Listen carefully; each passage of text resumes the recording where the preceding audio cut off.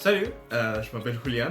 Je suis un étudiant au baccalauréat en traduction et j'adore la littérature. Donc j'aime rédiger des textes, mais j'aime surtout lire. Que ce soit des poèmes, que ce soit des romans, que ce soit des nouvelles, des recueils, tout ce qui concerne la langue. Avant d'être accepté au baccalauréat en traduction, j'ai fait mon DEC en sciences humaines, profil individu, culture et société. Tout de suite après le cégep, je me suis inscrit à l'université en psychologie et sociologie, mais je n'y suis pas resté longtemps. Un an plus tard, je me suis réessayé au bac en littérature française et linguistique, dans le cadre duquel j'ai étudié pendant environ 2 ans.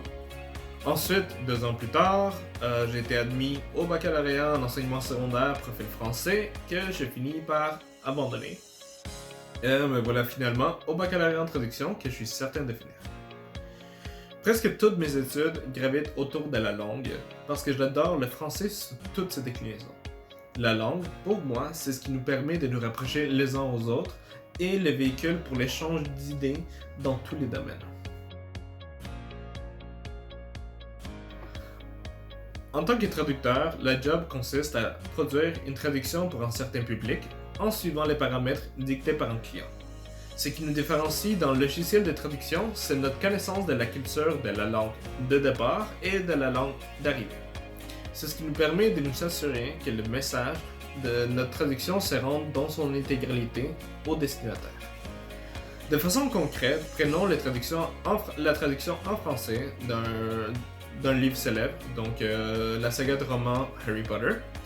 Le mandat du traducteur n'était pas juste de traduire mot par mot chaque livre, mais bien de l'adapter afin que même les nuances langagières survivent le transfert d'une langue à l'autre. L'auteur de la saga s'est amusé à créer tout un lexique du monde magique, où chaque mot est un jeu de mots en anglais. Ainsi, le traducteur s'est affairé à traduire ces nouveaux termes en créant des jeux de mots adaptés à la langue française. Par exemple, Slytherin, qui contient le mot sly, et slither, qui veut dire glisser comme un serpent, devient en français serpentard, où on distingue le mot serpent, qui est le symbole de cette maison de Poudlard.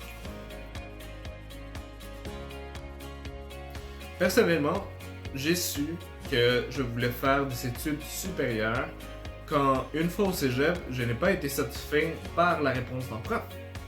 On a analysé un livre ensemble dans les cours de littérature et j'ai vraiment été en désaccord sur toute la ligne avec l'interprétation que le prof avait de l'œuvre qu'on était en train de lire, mais je me trouvais un peu à court d'arguments.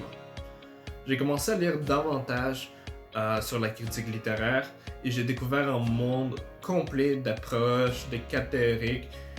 Bref, ce qu'il me fallait pour former un argument qui soit solide. Après, je me suis dit, si je vais à l'université, je serai exposé à toutes ces approches et en plus, j'aurai un diplôme pour certifier mes connaissances. Donc voilà, c'était assez logique.